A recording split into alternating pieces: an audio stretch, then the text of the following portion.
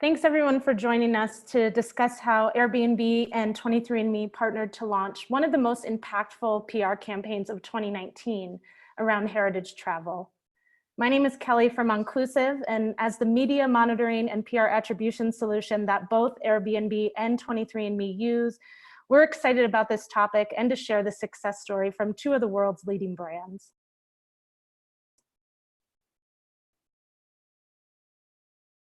So let's start, of course, by meeting today's speakers. Sarah Roy leads Airbnb's PR, data, and insights practice. She joined Airbnb in Paris in 2012 when the French community was only offering 7,000 homes across the country. And now they offer over 500,000. She was in charge of France PR activities for 6 years and recently transitioned to leading data and insights for the global editorial communications team. And Christine Pai is the communications manager at 23andMe. Christine drives the company's earned media initiatives and has an extensive background in public relations and marketing, including previous roles at agencies like the Bateman Group and Blanket Notice. I think it's safe to say that everyone has heard of both of these brands.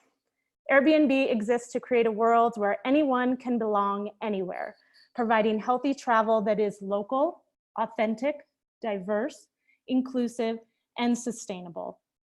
Airbnb uniquely leverages technology to economically empower millions of people around the world to unlock and monetize their spaces, passions, and talents to become hospitality entrepreneurs.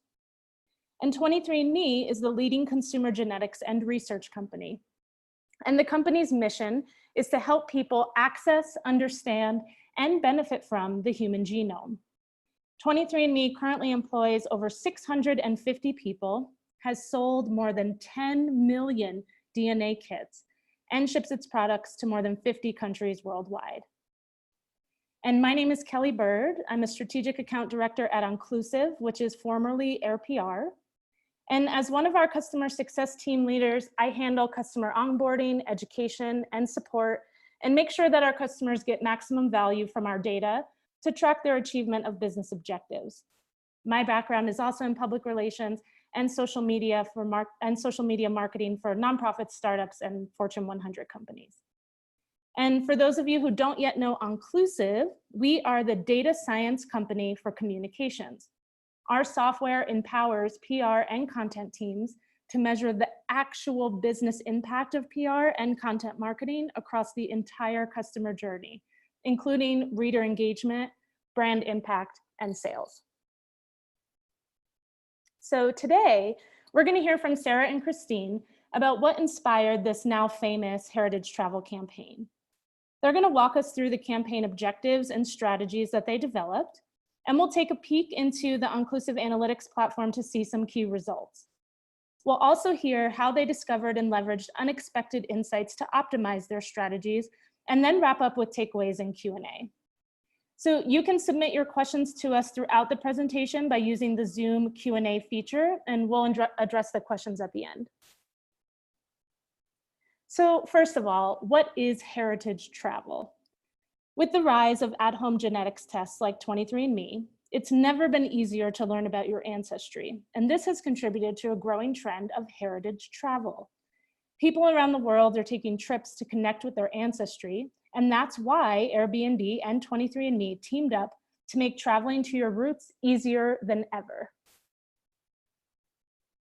Once a customer receives their 23andMe ancestry reports, which now include more than 1,500 global regions, they're able to click through to their ancestral populations and find Airbnb homes and experiences in their native countries.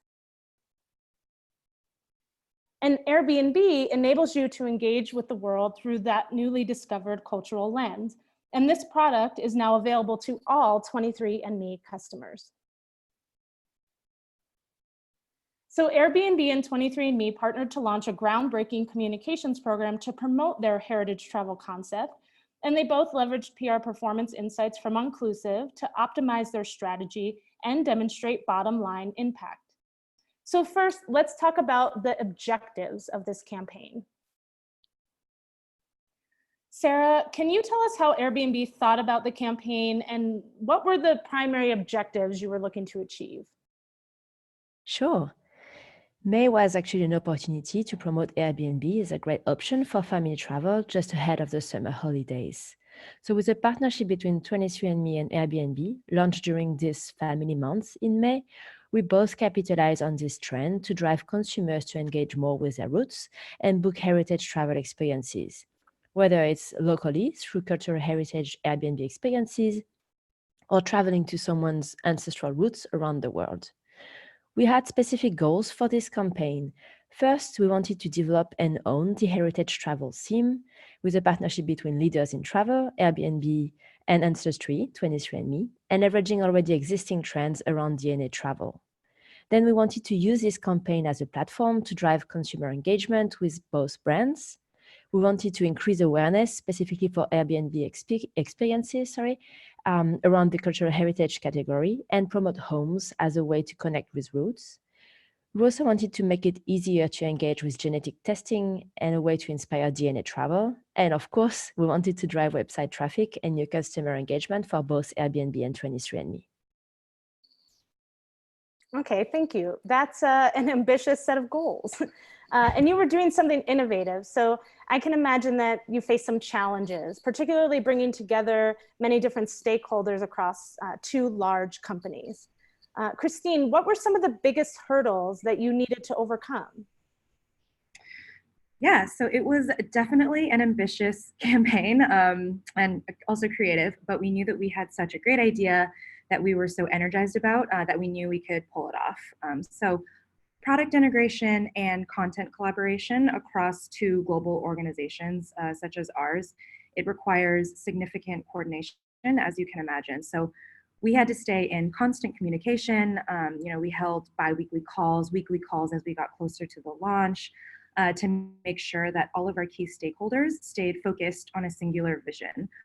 Since nothing like this campaign has actually ever been done at either of our companies, it actually took some time to get everyone aligned on what would be included in the campaign to secure the necessary resources across technology, product, and brand marketing and social.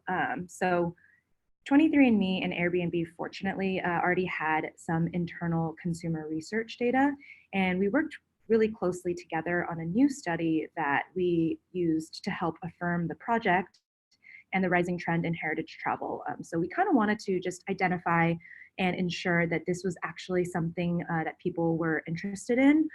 Either they've already taken it or interested in taking a heritage travel trip in the future. So this definitely helped both teams secure the necessary resources and support by having the data to back it up. So while getting our two companies' cross-functional teams collaborating was challenging, it was also very exciting, and ultimately the campaign came together much more quickly than anyone actually ever expected. That's always a really nice surprise when that happens through the process of cross-company alignment. And it sounds like it was a really fun project to work on together. Let's talk about the campaign strategy itself. Sarah, can you please describe the approach you took and the different tactics that you executed? Sure. We had a joint strategy that involved a combination of the consumer research-led messaging. We had a custom online product integration and a combination of own and earned media executions. So maybe first, let's start with the consumer research study, which identified the percentage of consumers that have already or would consider booking a vacation based on their roots or heritage travel, as well as qualifying data. This research was also supplemented by internal data using bookings happen on the platform to support this trend. We then developed a carousel of pre-selected homes and experiences that at the end link to a vanity URL for all of the featured populations or are specific to a population. Then we published two key pieces of branded content. First, this post that you can see, published on our press room and describing the heritage travel concept, showcasing our product integration with 23andMe, and quoting our co-founder and chief product officer. This content was also localized across several countries and pitched locally by members of our PR team. We had a second piece of branded content, which was this video that we produced, and featuring our trend spokesperson, Ali, going on a real heritage trip with her father. And they used 23andMe to discover that they had roots back to Cheshire, England, and then they booked a DNA trip using Airbnb. So let's watch a minute of it.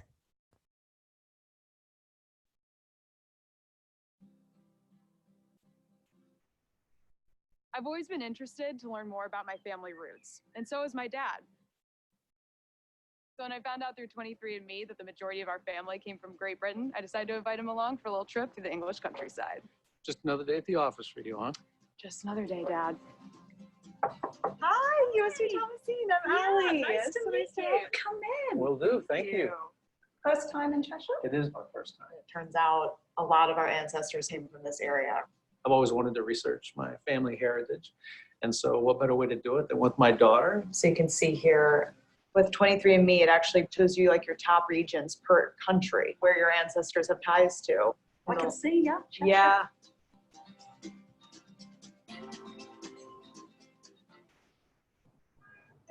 My first honk. Hi, are you Don? I am. Lovely to meet you. Nice to meet That means you. you must be Hi, Bill. Dad. Great. I am. Welcome. So you can see the sheep just over the ridge here. Right?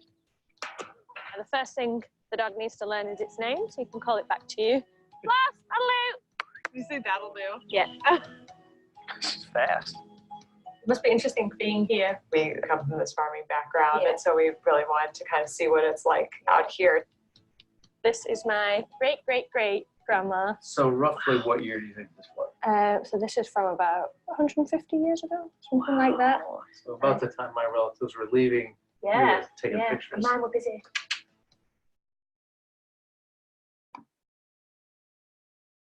That's a high quality editorial and video production, and I bet it probably laid a solid foundation for your media outreach.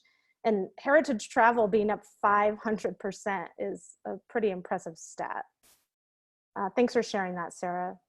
Let's get into some of the results of the campaign. Christine, do you want to kick us off? Sure. So on media coverage, during the period of May 20th, which was launch day, to July 31st, Onclusive measured approximately 200 total pieces of earned media coverage, which is huge, with about 50% of this coverage occurring during the first few weeks of the launch, and the remaining 50% occurring pretty consistently over the remainder of the period, as you can see. So the fact that we had as much coverage after the month of the campaign as we did during the actual month of the launch actually indicated to both of our teams that heritage travel is a major trend, which is continuing to grow. So that was really great to see. So another interesting insight was that the coverage was also truly global. So the story was picked up across many different regions, which is unique because most of our campaigns are regional in places like Korea, Brazil, France, and many other markets. On the social media amplification, Onclusive analytics showed the own and earned media garnered more than 10,000 social media engagements, whether they are likes, shares, comments, retweets, repins on platforms like Twitter, Facebook, and Pinterest. Our goal of initiating more conversation on heritage travel was a success, and this level of social media engagement isn't something we see from most campaigns. And while some of the most amplified content came from well-known publications like Condé Nast Travelers, VentureBeat, and Vox, a niche biotech website called Stat News and a travel blog afar.com were among the top 4 articles with the most social engagement. So one of the more exciting outcomes here is that Airbnb and 23andMe were able to reach new verticals that we might not otherwise have proactively pitched on our own. The convergence of this storyline allowed us to reach new audiences. For example, while Stat News is a relevant publication for the biotech and genetics community, it's not necessarily a place where at Airbnb we would have pitched a story. And same could be said for afar.com, which is a logical placement for us, but maybe not as obvious for 23andMe. And it was also great to see that our own content, 23andMe and Airbnb's blog post, were both among the top most amplified pieces of content overall.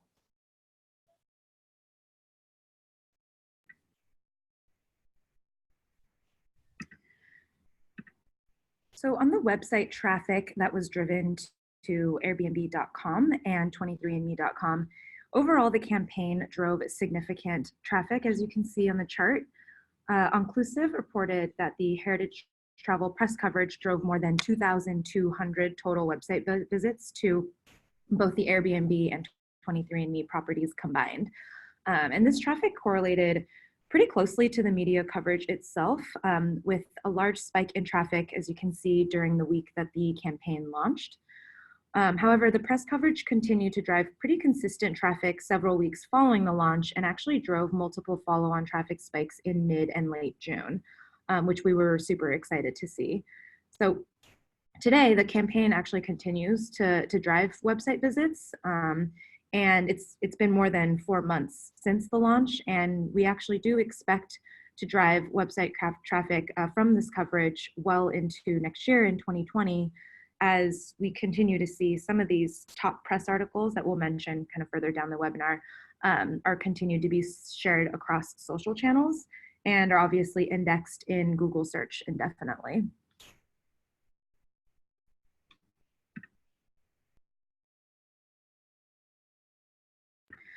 So by leveraging Onclusive's PR attribution solution, we were not only able to quantify the total number of website visits, but we're actually able to measure how much traffic each individual piece of content has driven. So we'll dig into this a bit more, but we came across a number of unexpected insights.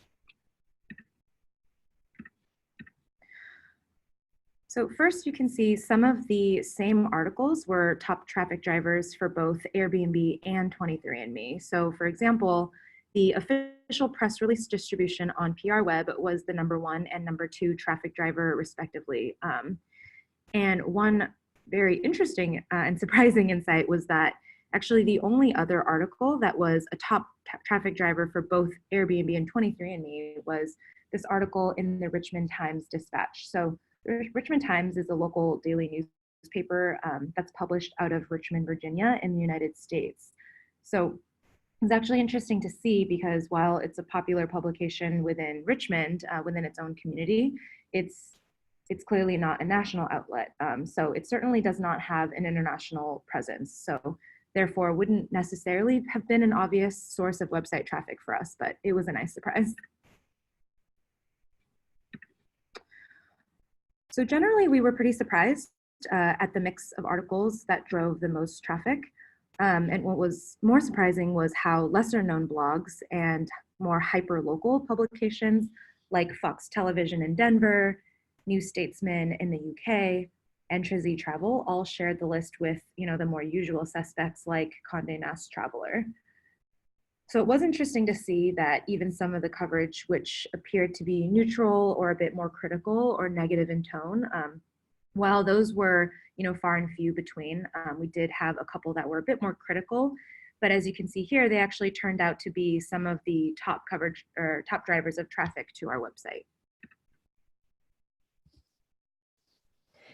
With Onclusive PR attribution solution, we are not only able to see how many website visits our campaign drove, but we were also able to measure the number of website actions that it drove, including how many Airbnb searches and accommodations bookings, as well as how many 23andMe DNA testing kits were ordered. In total, across both brands, Onclusive reported more than 2,800 combined website engagement during the period. And one of the most powerful insights that Onclusive PR attribution solution was able to uncover for us was not only how many website actions our press coverage drove in total, but which individual articles drove which specific outcomes for us. And while it is to be expected that the top traffic drivers were also the top drivers of sales, there is a different order to the articles. For example, this Richmond Times-Dispatch article that Christine was just talking about, and that just barely made the list of top traffic drivers, is actually middle of the pack in terms of website conversions, and actually even outperforming articles from sites like Apartment Therapy and others.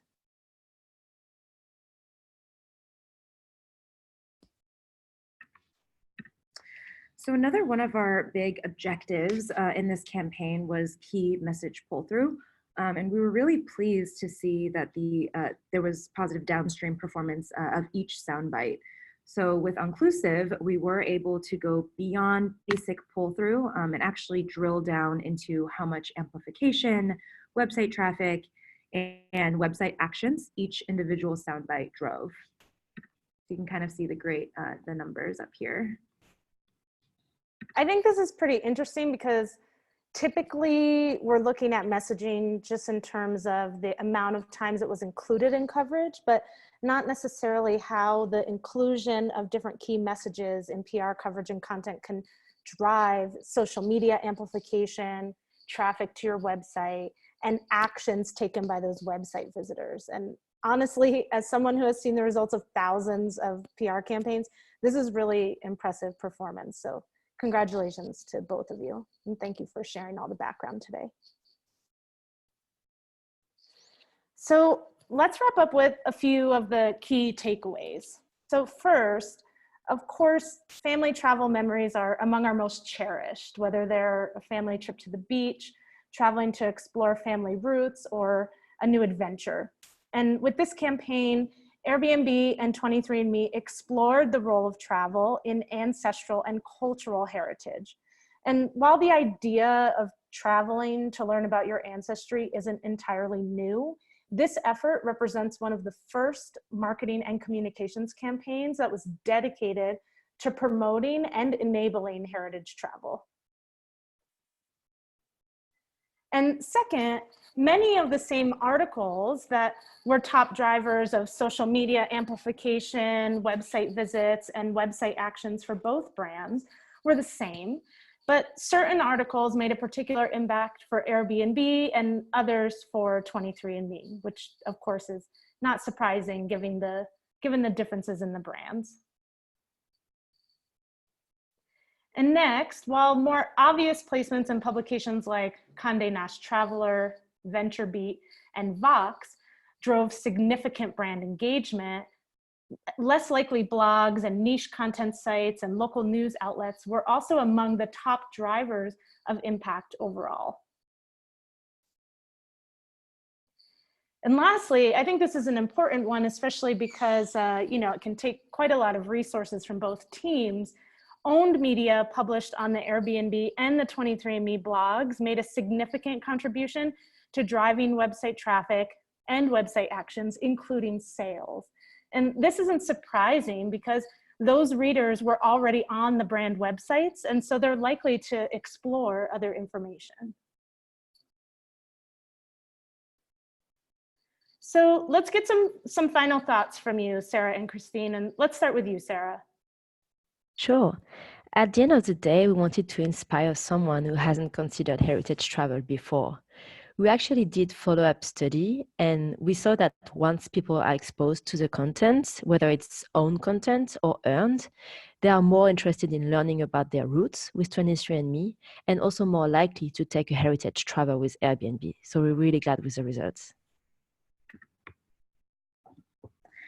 Yeah, and from the 23andMe side, we really want to empower individuals to understand and access the benefits of their genetic code.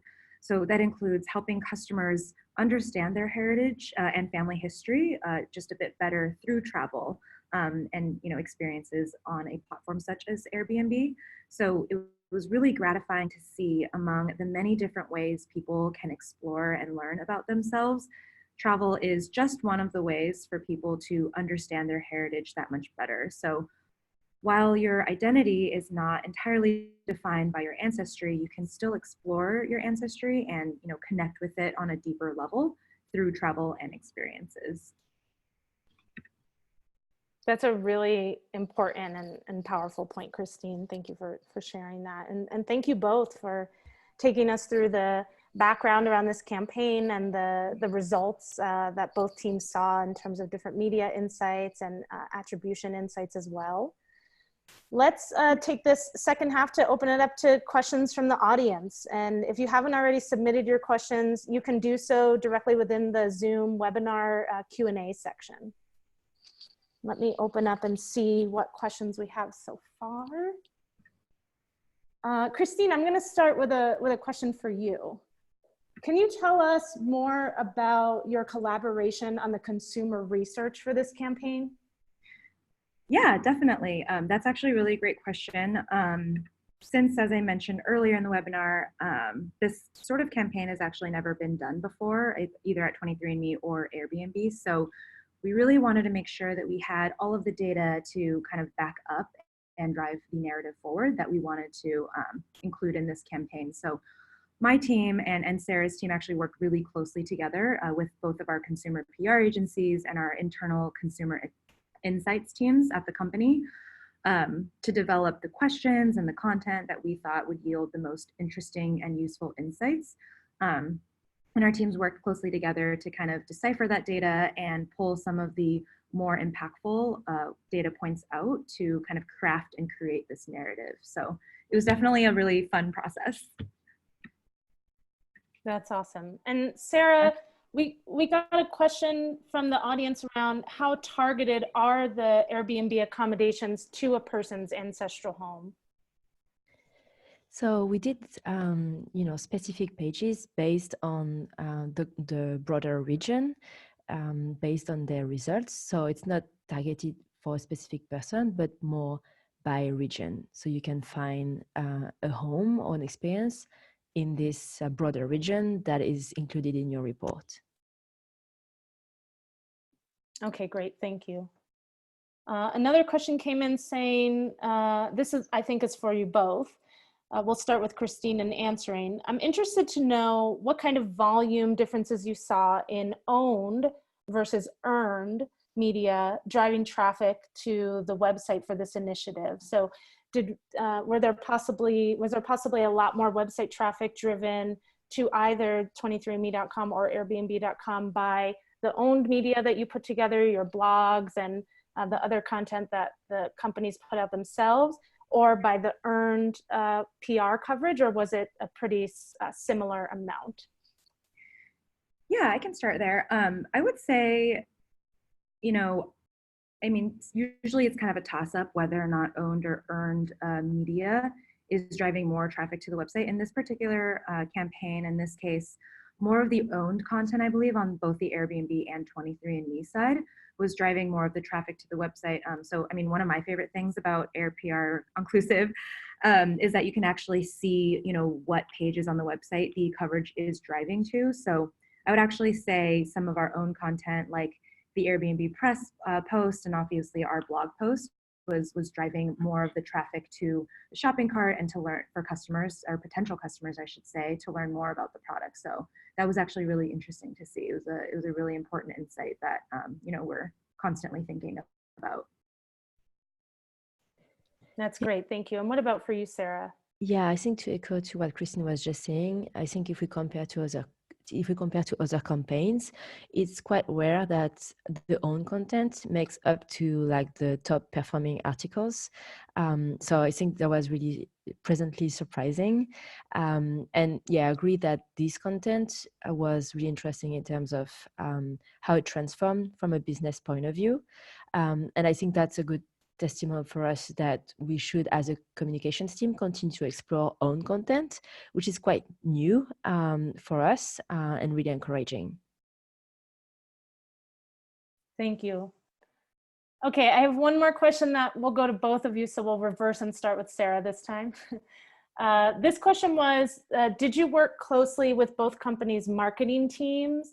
And was a part of that potentially using data about people who visited the website early in the campaign?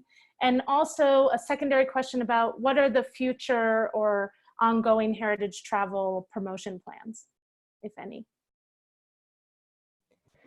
Sure. So yeah, we do work, cross-functionally with other teams, whether they are marketing or other teams internally.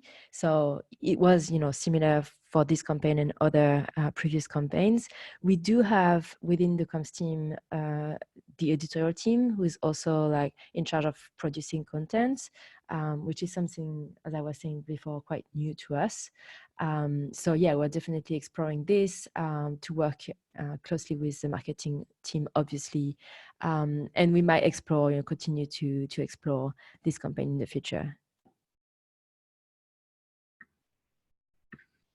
And Yeah, Christine, go ahead. Yeah, I was going to say, definitely echoes Sarah's sentiments. We definitely want to explore future heritage travel, like future plans and kind of seeing what else we can do there. In terms of working with, our marketing teams, we definitely worked closely together in kind of seeing this campaign to fruition. Rather than, we didn't really retarget people who had initially visited the website early in the campaign, but we did work really closely together in putting it together in terms of the consumer insights team for the competitive analysis component, the social team for, digging into the amplification more that Onclusive provides, and also tracking which pieces of earned coverage are actually getting the most attention across social channels and which channels those are. And obviously also, worked very closely with our paid media team on the marketing team just to dig into the attribution, which is also definitely very helpful for knowing, which outlets and publications that weren't previously on their radar may be driving more of the website traffic. So, great potential for paid media spend, and obviously also on the comm side, it's good to know, who we should be continuing to pitch moving forward and continue to focus our efforts on. Christine, your comment there about great potential for paid media spend actually perfectly rolls into the next question, which was for both brands, was there any paid media involved to help supplement the earned and owned media?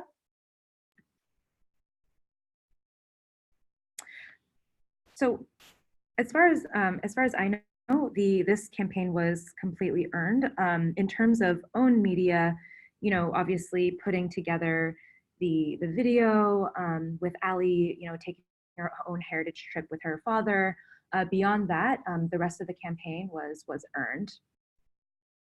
Yeah. Okay, great. And same for the Airbnb side, Sarah? Yeah, totally. I think most of the effort was in producing the content. I know we made a very small minimum budget to also help to push the campaign on Twitter on our side, but it's more of part of a kind of a test approach rather than a strong investment in putting paid media behind the owned media, sorry. Definitely. And I will actually add, obviously, since I'm sure most of the participants that are tuning in today are, from the comms and PR side, I'm sure all of you know that typically communications teams don't have too much budget or at all for paid media or any paid spend for campaigns such as this. So I think definitely having, low to no budget for this type of campaign and seeing such a huge response and positive reaction to it was definitely, very nice surprise and definitely very, encouraging for both of our teams. Absolutely. Yeah. Thanks for adding that. That's important. Sarah, I'll pose this question to you, and I'm going to add the note of global to it. What has been the response to the campaign data that you shared with your team? So in this case, with your global team.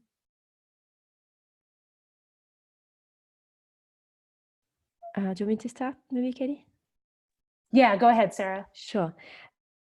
So we recently held a session reviewing the efficiency of our campaigns throughout 2019, and that's in order to inform our brainstorming for 2020.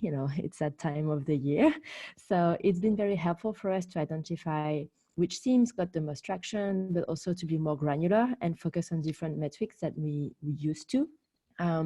We are transitioning to Onclusive right now. I mean, it's been happening for the past few months, but getting insights into data such as, the interaction, the potential customers has been really mind-blowing for the team, not only for the communications team, but for all of our partners, because we only used to track the number of articles, but without any insights into the performance. So I think it's been really encouraging. And the results of this specific campaign was a very good case study for us to continue investing in the tool and investing in this new way of monitoring our coverage. Cool, great. Well, I'm obviously very glad to hear that. And I'm sure everyone else is as well. Christine, I'll pose this question to you to be fair. Did you see any trends or patterns in website traffic that was driven by articles from this campaign? Like maybe they had similar headlines or were pointing out similar stats from the consumer research, or maybe they included an article, a link, excuse me, within the article specifically to, in your case, the 23andMe site? Yeah, definitely. I would say, I mean, links are always great. Obviously, when you're working with earned media, it's not always guaranteed. So I would say whenever there's a link back to either website or, you know, a piece of one of our owned pieces of content, it's usually one of the top traffic drivers. So you can see kind of, if you remember the slide, oh, thank you, Kelly. You know, the top website action driving coverage were, you know, the PR web press release and obviously our own content. So it did definitely help to have the links and both of our brands' names in the headline. What was interesting though, is you can see the stat news piece. There were other pieces of coverage, regardless of whether there was a, you know, brand name in the headline. They did drive significant website traffic. So it was kind of nice to see that there was a balance between both, you know, having the brand name in the headline and also not. Cool. Yeah, that's usually especially with two prominent brands like this, that's a really clear call out. Like, this is something you want to pay attention to. Yeah, we love when there's actual successful key message pull through. Yeah, right. Exactly. Yeah.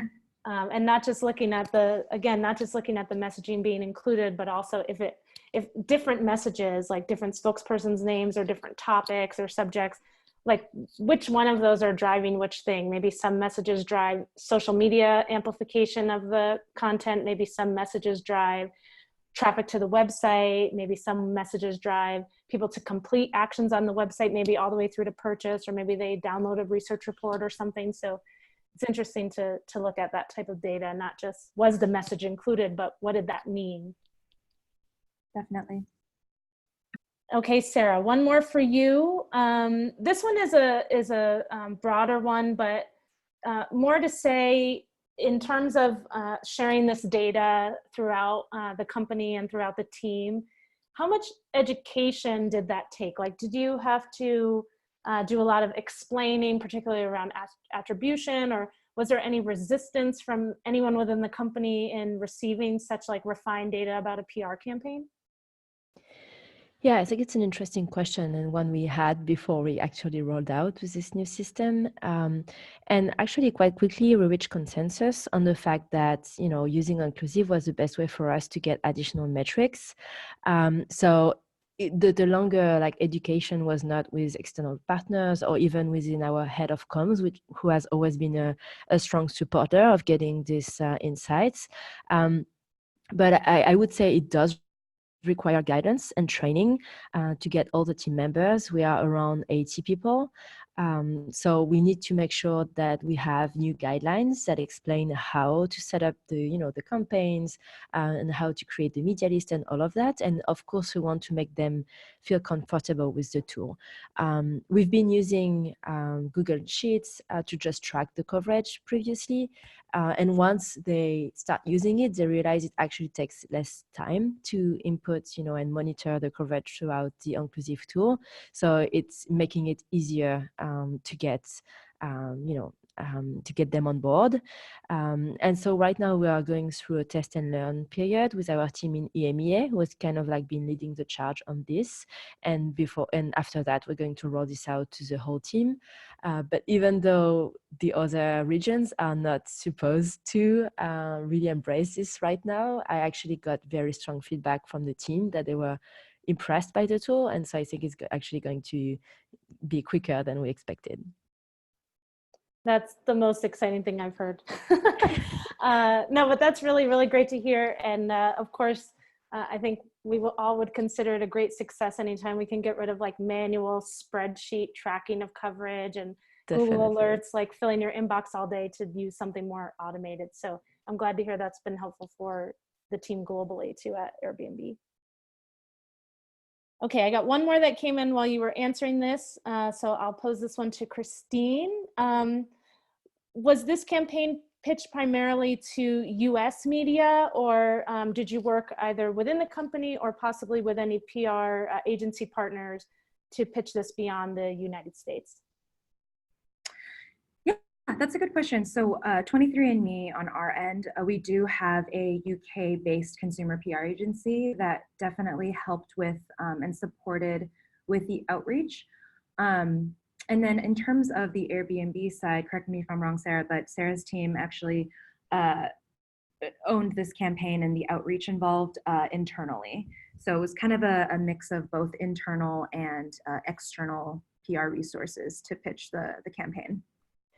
Yeah, definitely. We localized the press release. What was interesting also is that the consumer survey we had was also a good source of data for specific countries. We had, for instance, the result for the French market. So PR managers locally could actually adjust the messaging and the content before pitching out to the press. And we had both in-house, but also with agency support to pitch the news out. And actually we saw coverage that was truly international. We had strong coverage in Korea, for instance, in India as well. So it was definitely a global campaign. Okay, I have two final questions. So one goes right off of what you just said, actually, Sarah. So this one's for you. What were the most popular destinations, if you know of them, that the campaign drove consumers to visit with Airbnb, either stays or possibly experiences? Well, I actually don't know, but that's a very good question. So I'm going to look into that so I get more insights on this. Okay, maybe look out for that on the Onclusive blog or something. Yeah. For the person who asked that question. And the last one goes to both of you, actually. This is unrelated to the campaign. We just had an attendee wondering, will Airbnb and or 23andMe possibly be attending the Roots Tech London event at the end of the month, if you know? Sarah, I'd be shocked if you were at Roots Tech London, but No, I'd be I don't so think. excited to see you there.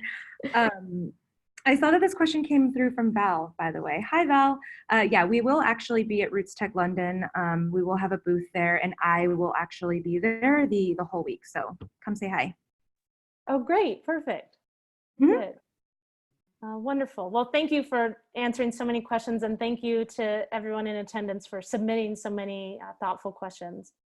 And thank you in general to everyone. Thanks for joining us to hear more about the Airbnb and 23andMe Heritage Travel Campaign. And of course, if anyone's interested in answering some follow-up questions and learning more about Onclusive, you can always email us at info@onclusive.com. So thanks again and have a wonderful rest of the day.